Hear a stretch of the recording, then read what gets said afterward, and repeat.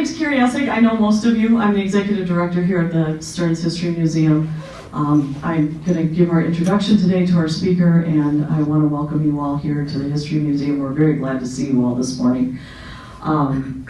If you have not considered membership to the museum, we publish a magazine 4 times a year. He's upside down. At least my name tag's not on upside down this morning, right? This next magazine is a continuation of the story that Hedy's going to tell you today. But you only get this magazine if you're a member. So if you enjoyed the presentation today, consider joining on your way out. It's $45 for an individual. It's $65 for a family. If you join as a family, your grandchildren get to come in too. So I always like to point that out. Let me give you a little introduction to Hedy. She calls herself a writer and a social justice advocate, or at least that's what the city of St. Cloud called her when she won a Legacy Award on April 19th, 2022. A native of Singapore, Hedy has called St. Cloud her home for over 30 years.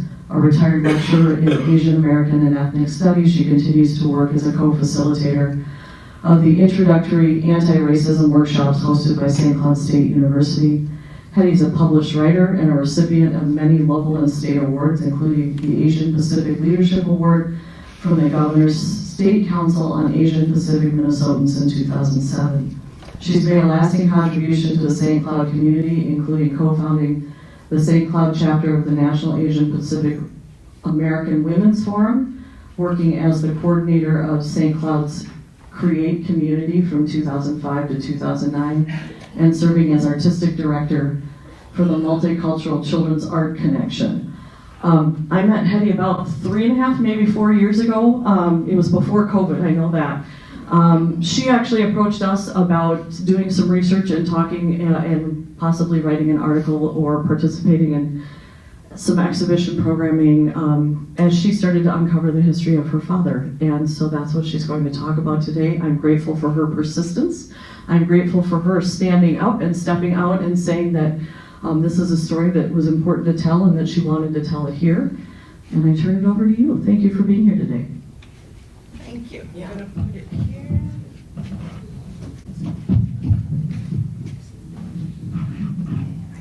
Can you hear me? Loud and clear? Way back? Good. Thank you to the museum. Also thank you to Dave for that Legacy Award. Dave, Mayor of St. Cloud, thank you. We will be videotaping this, and our videographer, Derek, who is also my son-in-law, will be doing the video. Now, if you have a problem with that, if you can let him know, and he'll make sure you're not in the picture. But it'll be mainly this presentation, because I need to put it into my website. Website is over there, and I do have cards that you can pick up later, so that it will be available to a bigger community. All right. Before we start, I made a promise to a water gatherer and a water person from the Anishinaabe tribe to do land acknowledgements. So, if you bear with me, if you can place your feet on the surface of where you are, and think about the land that is underneath all these layers of cement. And this is the land that in Minnesota, in St. Cloud, the traditional and existing lands of the Anishinaabe and the Dakota. And I want to honor this. St. Cloud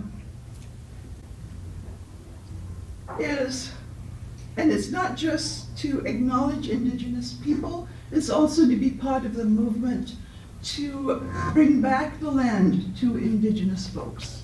So it's a two-part piece. All right. So, again, I am Hedy Tripp. I am originally from Singapore, which is in the center of Southeast Asia. And I've been in America actually for the last 43 years. And 33 of that is in St. Cloud. Yes. So this is a picture of my father when he was captured by the Japanese army. in 1942. Hedy, So- some of the folks are saying they're having a little bit of trouble hearing you. Is this better? Yeah. Yes, all right. My mother came to this, she immigrated in 1919, and when she came, she had this huge wooden crate of stuff, and that got transferred into her room, and it was there, you know, till she was about 95, when then she had I put her into the senior living because I just didn't have the capacity to take care of her. And so going through her things, I found pictures, and I found, actually, Derek, if you can give me that bag that's on the ground there. I found these papers. Thank you about that. Where is it? Yes. So I found this wad of papers, and they're exactly like this. And these photographs, and I'll tell you a little bit more about this. So, I'm not a historian, and I just want to share with you what I found. That's basically where it is. And if you notice at the back of this picture, I don't know if you can see it clearly, but it has the number 1174. And that I found out later was the POW number that he was given. But as I was doing this research, I also saw at the back, it says American cap. It's in pencil. You might not see it. And so I wanted to ask you, is that an American cap that he's wearing? Does anybody know? It would appear to be. Yeah? So this is something I only just found out, that somehow he had that, but that's a POW picture, I believe, because it came with the certificate that said he was a POW. So I'm not sure when or where or how he got that cap. Also know there's content warning throughout. This is his story, and some of the words he uses might not be as acceptable, but that's another picture. That's another piece. Okay, here's another picture that I have questions on.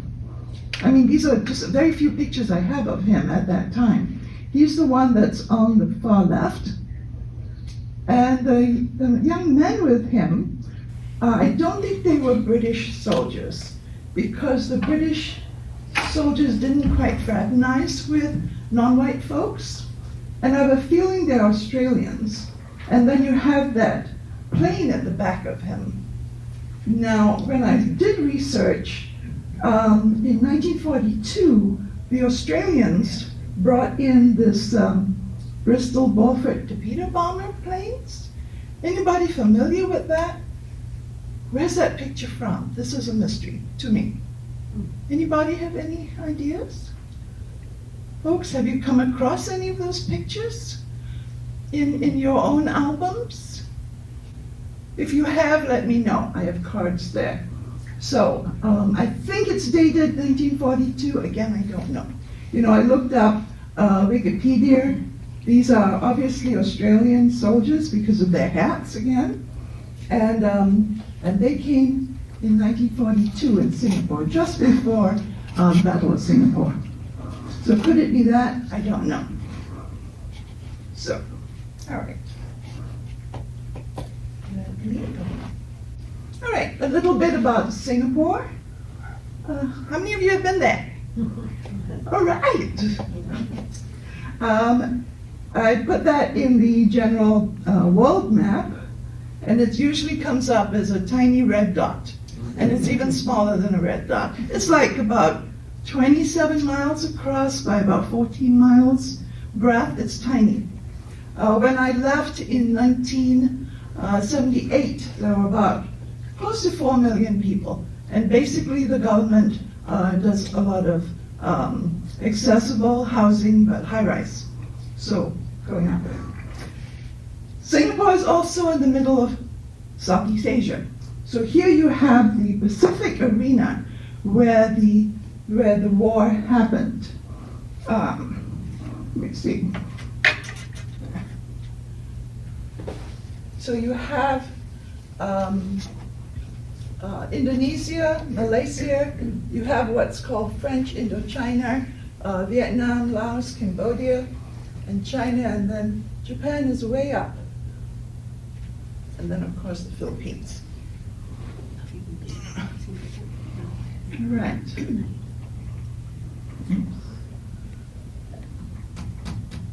Now, I just got stuck. Help. Yes.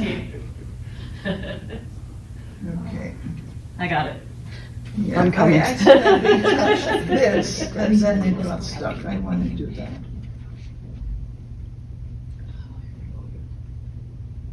Ah, there you go. You want the next one? Yep.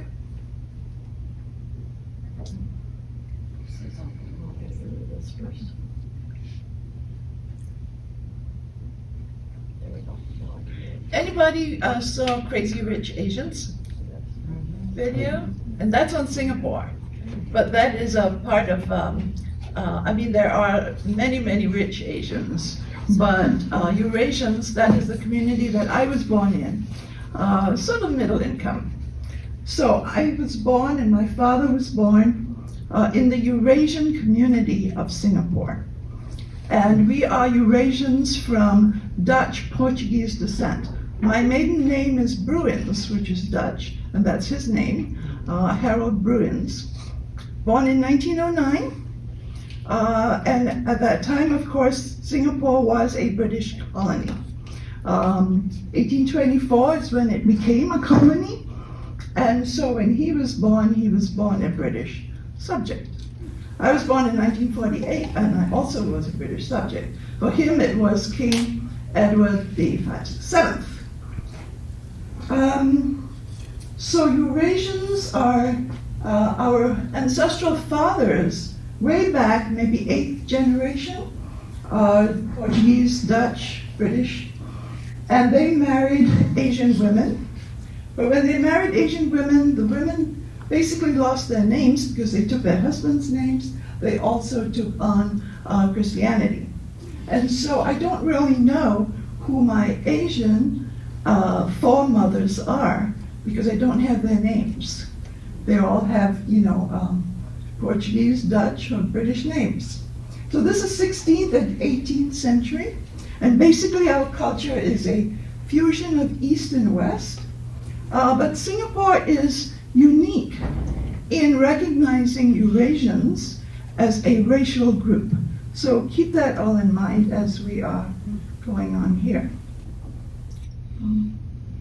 Oh, good, it does that. All right, so you can see in this, so it was like this, and I unfolded it, and these very tiny, tiny writings that I couldn't read at first, so I put it aside. And when I was looking at the other pictures, and with the help of a Japanese-American friend, looking at these other documents, I realized, wow, this is something else. So what I did is I scanned it and expanded it and very painstakingly transcribed it. So that's the first page. You can see how difficult it is to read. But it says on the 9th of February, you see that in the far side there. We had orders to leave Walton Road for SD. I'm not sure what SD is. We took up positions near Lorong's with his streets.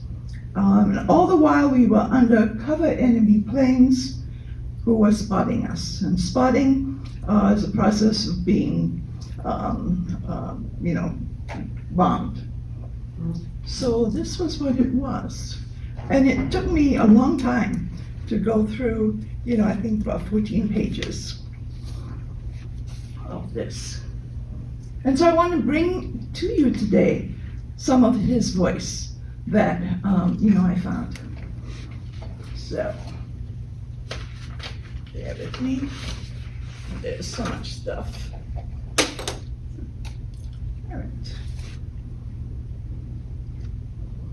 So these are set in 1942, on February 10th. I met a guy named Louis. He was shabbily dressed and in an exhausted state. He told us some of his experience in the front line. He said that he was made a prisoner but escaped by using his Tommy gun.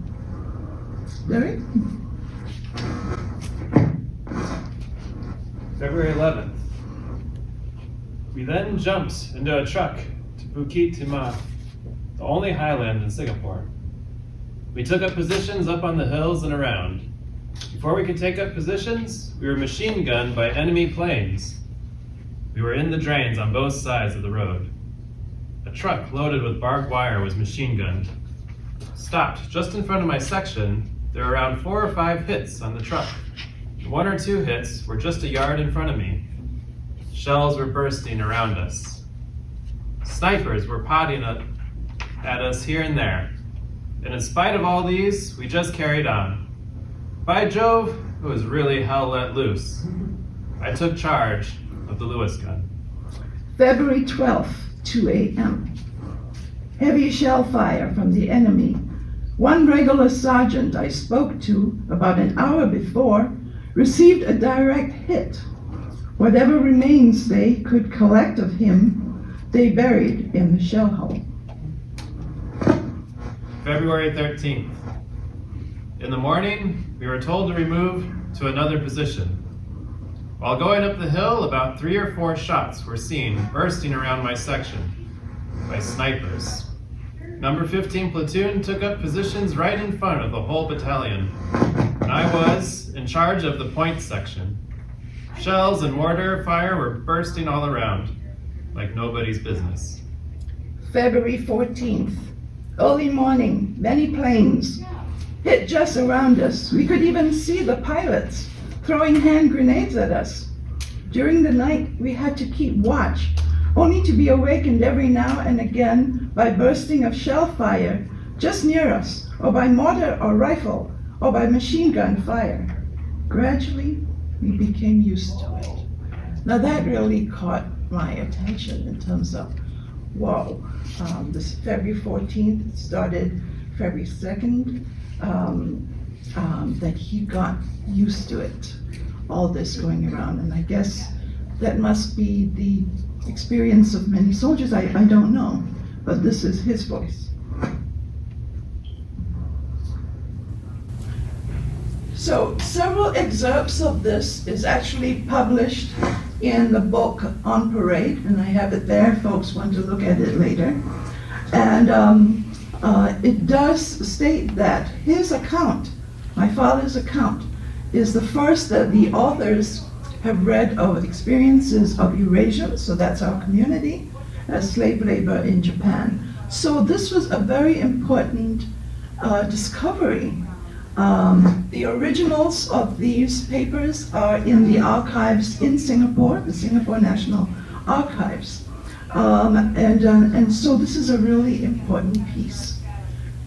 Okay. So let's look at World War II. Again, this is my research. Some of you are probably just more expert in this, and I would welcome comments, but this is how I saw it. So we begin in Hawaii. Pearl Harbor, you're very familiar. The bombing was December 7th, 1941. And what time was that done? It was done at 8 a.m. Hawaii time, which is 2 a.m. Singapore time of December 8th. All right? So within 2 hours, another Japanese squadron, which was actually had been stationed in Saigon, dropped the first bombs on Singapore. So that was December 8th at 4:30 a.m. So it was pretty synchronized. Pearl Harbor, 2 hours later in, the world time, they dropped bombs on Singapore. And one of the bombs actually blew up the cathedral where a lot of folks were trying to hide, and my great-grandmother was killed at that time. So this was February of but this was December 8th, 1941. But it was in February, in a couple of months, 1942, that the Japanese invaded Singapore. And one of the fears that, Australia particularly, Australia is way down below, was that this domino theory would reach Australia. And that's why they had come in also as soldiers, is what I think. All right. So, this is a very famous picture, and we're going to go into this YouTube piece. There will be some ads, so just ignore that. And if I need help, I'm going to yell over for Jesse. So just the first 11 minutes of this is what I thought you might be interested to hear.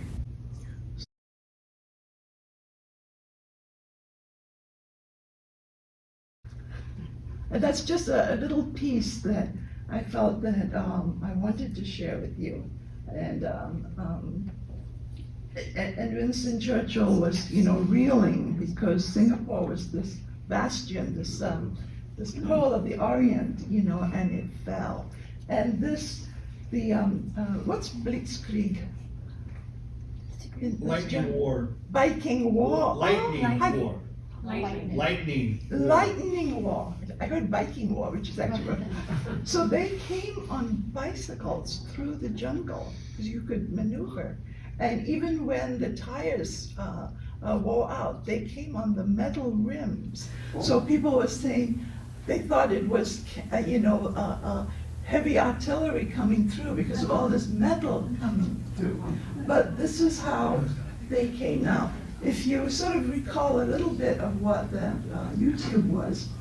So first of all, my father was stationed on the coastline, the southern and eastern coastline, waiting for Japanese warships to come by sea. But then when they started bombing and they came through the north, the 9th of February, all the troops were sent to the hills. Bukit Timah is the only hill in Singapore. Yes.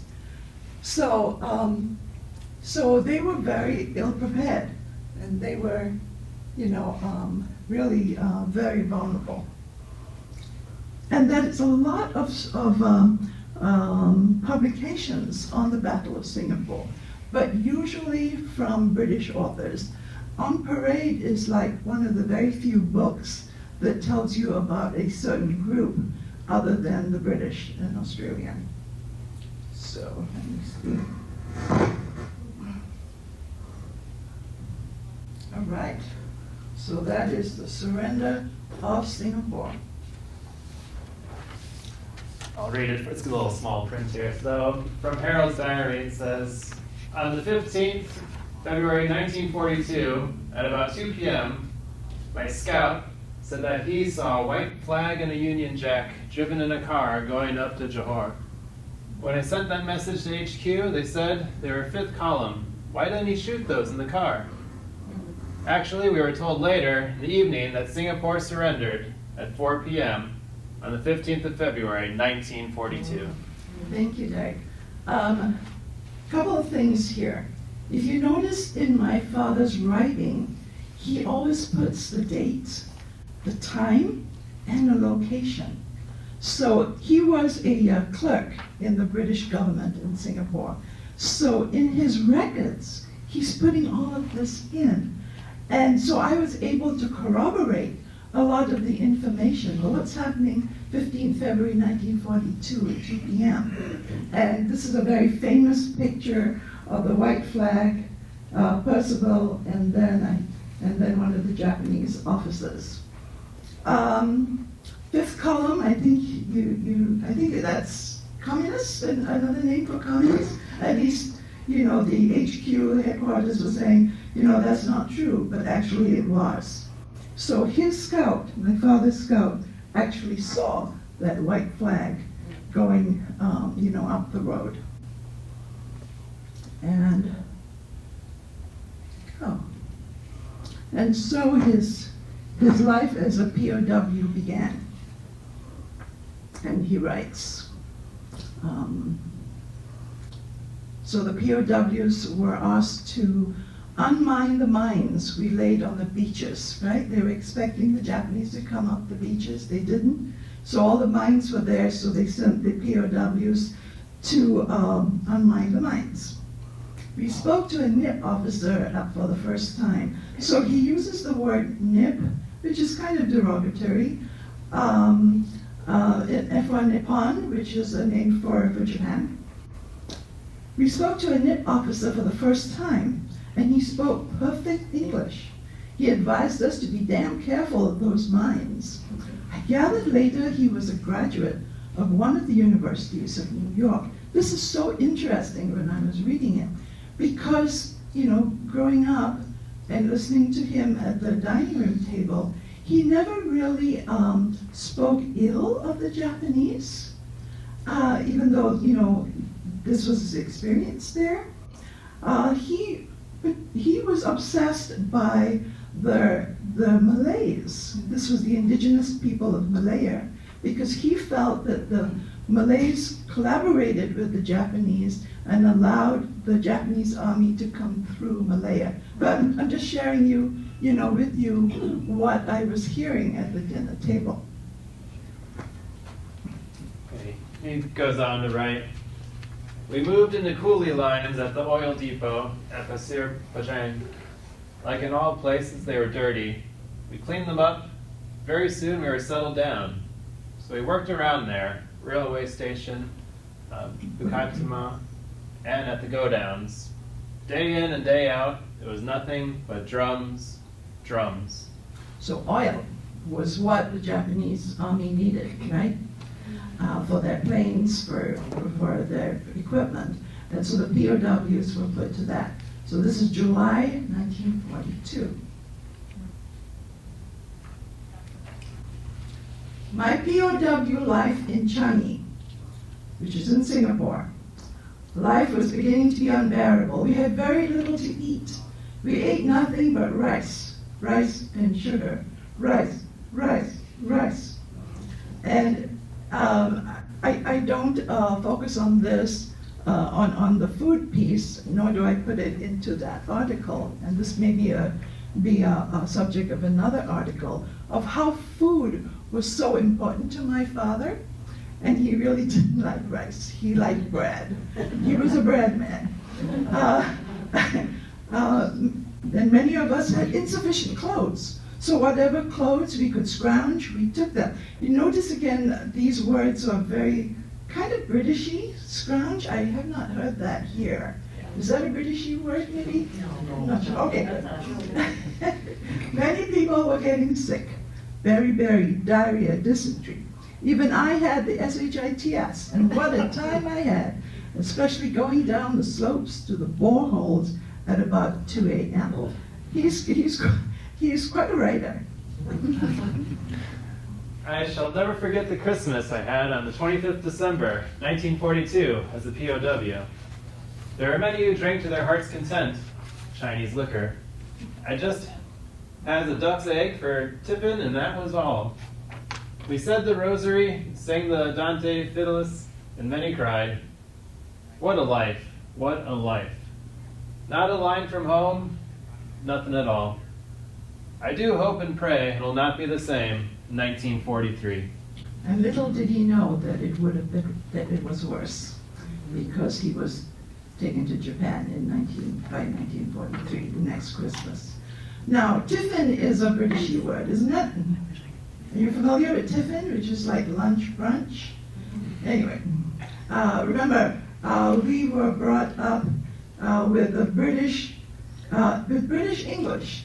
So I don't know if I still have an accent, but it's there, you know, in terms of the colonial language that we were brought up in. Eurasians were mainly Catholic, so the Dante Fidelis, the Rosary, was very much part of their spiritual culture. And so here you have again, why did he stay? Why did he not, take off his uniform and escape? I remained behind, Harold writes, because of my beloved wife, mother, home, and my service in the government. So he was also fighting for the crown, the British government, but he was also fighting for his family. So a little different from the British, the Australian, the Indian, as in India, troops that were there. They were not fighting for their homes, they were fighting for the government. So he was both pieces. Now that piece of paper really sealed his fate, and this is the paper that got me into this whole adventure. And I have it, I don't know if you can see it. So it's written in, I figured this is Japanese. So I got my Japanese American friend, Dr. Kyoko Kishimoto, and asked her, what is all this? So, document number, that was in Japanese, I'm going on top. And there was Camp Hakodate,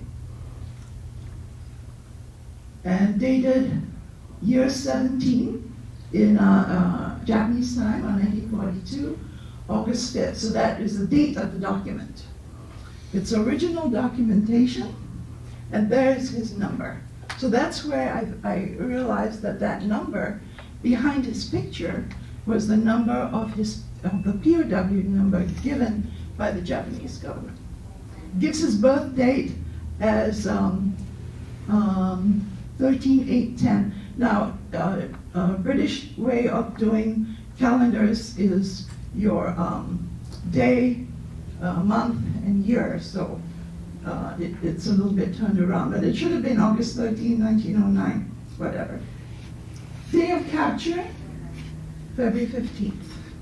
So this is the document, and it was sent to my mother, Mrs. Harold F.S. Bruins, stating that he was going to be sent to the POW camps in Hakodate, which is in Hokkaido, Japan. So this was the document that started me on this journey of saying, what? Wow, you know, this is amazing. This is his story. All right. To the POW camps in Hakodate. Let's see. Derek? There were rumors about overseas, and I was amongst them. This time, Japan, I could not avoid it. Ah, my good mother of God, how I missed my house, my darling wife, mother, and brother. We left Singapore by the Wales Maru, 7 a.m. on the 16th May, 1943. So again, you're seeing how he was documenting this. Because I went back and looked up, you know, what did the Wales Maru did. I'll even read it here. Can you read it? That little thing from that? Wales Maroon sailed from Singapore on, let's see, the 15th of May, 1943. To Moji, Fuji, Japan. 900 POWs on board. Eventually was sunk in 1944, right? Mm-hmm. By what? USS La Pen. Pen. In that. So, as I was saying, I was able to corroborate what I was reading and transcribing in this. Do you want to do that, Liz? Yeah. We had to remain in the hole at all times. It was terrible. Hot and dirty. No chance for a decent bath except saltwater bath. At times I stole a bath in the early morning. The Aussies were in the same hole with us, and they were fine fellows. Yes, now, interesting again, bath is a Britishy word, because bath really means shower. But I said, I'm going to take a bath, they're saying, well, what, do I, can I help you put the water in the bathtub? I said, no, I'm just... So, bath to me is shower. And that's what he was writing here. Saltwater bath. And then again, his comments on the Australians were very fine. They were fine fellows, and throughout his life he had a lot of respect for Australia, Australians. He even tried to immigrate to Australia, but unfortunately he was not accepted. But so these are just little tidbits I'm sharing with you, and I hope that makes it a little more personal. But here we go. in terms of the route taken. So that's south. This is a Japanese old map. So you can see Singapore to Saigon and then to Japan. So this, in the beginning, and that quote that Derek will read, was when they were from Singapore to Saigon. Maybe I can show it here. Just too many things here. Little dot, Singapore to Saigon. So it must have been around this area. Do you want to read that? In the early morning of the 4th of June, 1943, at about 10 a.m., we heard guns firing on board. Nips running here and there and everyone into the hole. We snatched our life belts. One of our officers and the doctor saw the periscope about 30 to 50 yards from our stern, and that they saw the path of a torpedo just past our ship. All right. So, and then from there, so they were missed, and then they went to Formosa, which is now Taiwan, and then to the southern part of Japan. Then they took a rail up to the island of Hokkaido. So this is one of the northernmost islands in Japan, so also one of the coldest. So that's the first time he ever experienced winter. So, here. So life as a POW in Japan. We worked in a new aerodrome from 4:50 to 6 p.m. First experience of winter is very cold. Poor food, working hours very long, day and night, even during winter. The days of torture, starvation, the dreadful months during the winter, the long hours of work, day and night, the beatings, floggings, and several other inhuman injustices will make anyone mad. How I have gone through all these tortures is a thing I am unable to explain. Now, this was not in his diary. This is another letter I found that he wrote to his mother. So it's a Mummy Dear letter, and it's written in Manila. So this was written after armistice, where he was telling about his experiences during the camp. He doesn't put that in the diary that I found. In fact, he writes very little about that time in Japan. So I'm lucky I have his letter to his mother.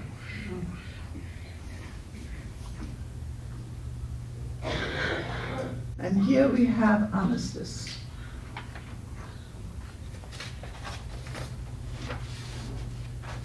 Now, way up there in the north, he would not have been able to hear the bombs, experience the Hiroshima bombs.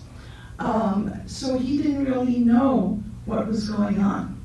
It was only when they were told by the Japanese officers that the war was over that they knew, because it was really far north. And in this is part of his diary, page 13, the second last page, and you can see how the difficulty I had trying to, figure out even where it was all torn up, is where he underlines twice, armistice, 15/8/45. That's the 15th of August, 1945. And as we know, it was a terrible bomb that devastated Japan. And then he writes in October, they left Manila by HMS Colossus at 2 p.m. So again, I looked up HMS Colossus, found all this information. And at the back of this picture are these signatures. So who did they belong to? I don't know.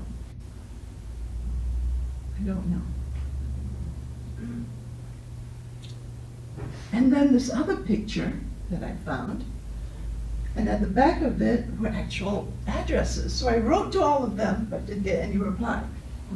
I'm hoping that it will be in that article, and maybe we'll find out who these addresses and people are, because I don't know. And it's American. Indianapolis, Flint, Michigan, Oklahoma. What was the other one? New York, Connecticut, Newark. That one. I can't see it.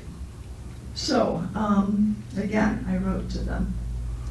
And this man seems to be brown-skinned. Could he have been indigenous? Could he have been Native American? I don't know. I'm assuming he's American. Again, these are the mysteries I'm dealing with. So my father finally arrived back in Singapore, October 25th, 1945. It had been 3 years, 5 months, 9 days, totally as a POW. And these are the medals he got. And for this presentation, I decided to magnify that. And there's the image of King George VI. Is it 6 or 7? Not sure now. I might have got the number wrong. But anyway, this comes from the British government. Any questions before I go to my last slide? Sorry.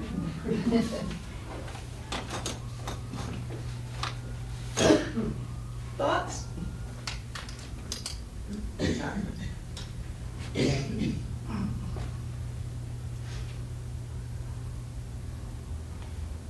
So I want to conclude with his 2 postcards that he sent to my mother. Let's see, what dates were they?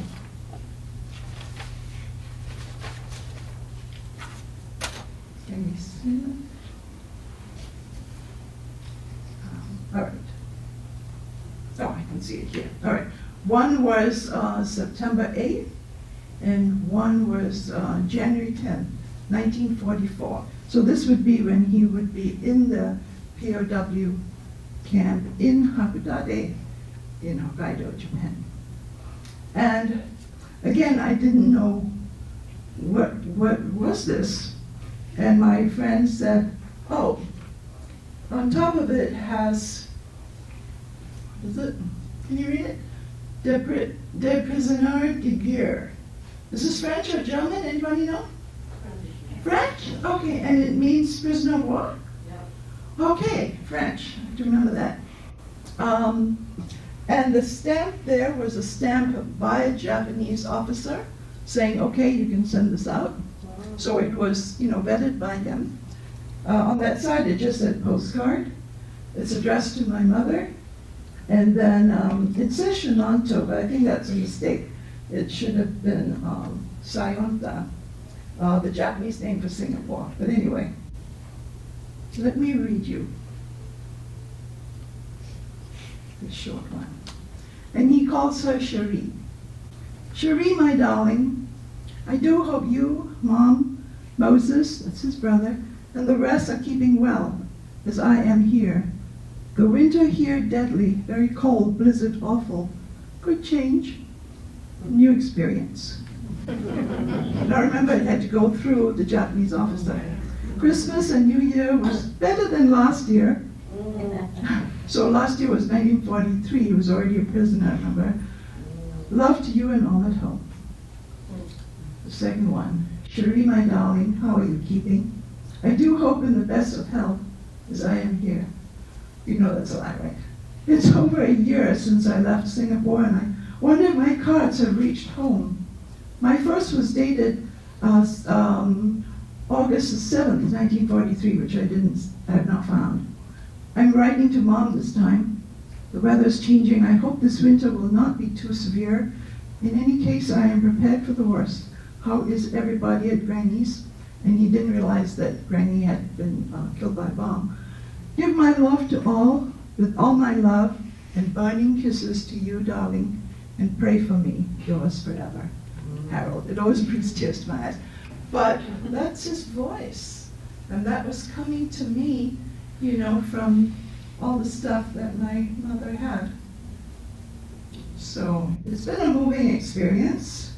And I'm really appreciative that I can share it with all of you in a really focused time here, and that the museum thought it would be something that I could share.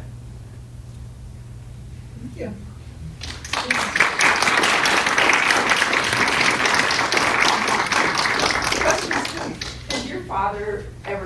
about his time in the service? Thank you for that question. It's somehow missed in my notes. No, he didn't. Very, very little. So in reading this and doing this research, I realized how resilient he was, number one, how brave he was. He was a hero. And, but these are untold stories, as my friend Tracy would have put it. These are untold stories that I would not have known if I hadn't painstakingly transcribed those pieces of paper. Yeah, thank you for that question. Yes, Sean? I'm wondering whether you, I think you found these after your mother had died, is when you looked at them, or were you able to talk with her about these documents? She was already 101. And she was, and I do have she actually wrote down her notes after I talked to her about it. And that's a whole other story of my mother's side.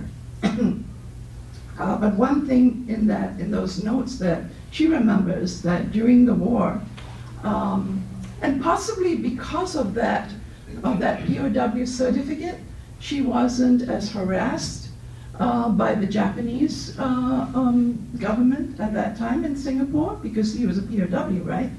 But she also said that she remembers going to market and there were these 4 stakes in the ground with Chinese men's heads on them. The Japanese were very, very aggressive towards the Chinese. You know, it's historical, and that's what war is. But she remembers that, and I have a few other notes. But that's for another story, right? Yeah, on the other side. You know, Singapore was, I would say it's the battleship mentality when World War II began, because they looked at Singapore, they looked at the Maginot Line in France, they looked at Fort Abel Amon in Belgium and Tobruk. Nobody can ever take those forts. It's like nobody can ever sink one of our battleships. What they forgot was that air power was now the thing that would bring everybody to their knees. And forts no longer had any chance of surviving. And the same in Singapore. You know, they came with the air power and they just bombed anything that was worthwhile to the British. And, you know, and most of the guns, like you mentioned, were aimed at the sea. To the sea. Yeah, because that's where it was going to come And from. even if they turned it around, it still couldn't get them because they were coming by on land, you know.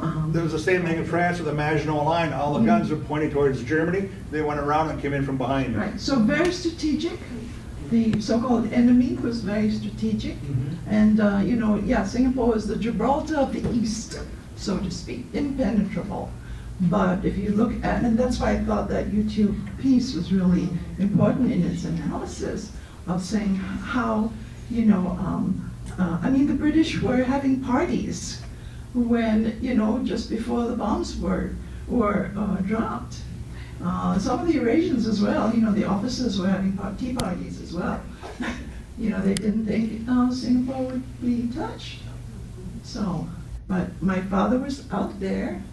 You know, he was just a lance corporal, and he was put on the front lines. Yeah, he was on the front lines. So a lot of discoveries for me to person. And I didn't have that best relationship with my father, but this has given me a whole new perspective of him. Yeah, and I hope that, you know, do take my card. I'll have this that Derek has been so kind to videotape. I'll have this on my website. And I would love your stories as well. I think that's so important, because if I hadn't done this, nobody would have known the story, right? I wouldn't have known the story. My family wouldn't have known the story. My grandchildren wouldn't know the story. Yeah. Any other? Yes, yes. I think it was remarkable that he was able to keep that diary with him the whole time. Yeah. And it was really tattered. Is it? I mean, as I said, the original is in the originals are in the archives in Singapore, but I mean, you know, it's in pencil, and then it was edited in ink, but it's so tiny. I mean, I'm amazed at myself having transcribed. And then, as I said, well, some of it is published On Parade, and then some of it will be in that article as well. And then I want to do a whole thing on his thing about food, because he always is like, saying that he missed food. I think he was, in his Mummy Dear letter, where was that piece? I hope there will be lots of grub. I've had enough of Japanese rice and water. So please tell Margaret, that's my mother, to get cakes ready. Love and kisses, your loving and longing son, Harold. Pray for me. Dear Mommy, I mean, yeah. Thank you so much. I'll be here a while. If you have any other questions, you want to look through all this, take my card, look out for your, you didn't take pictures of you, right? Did you? Thank you.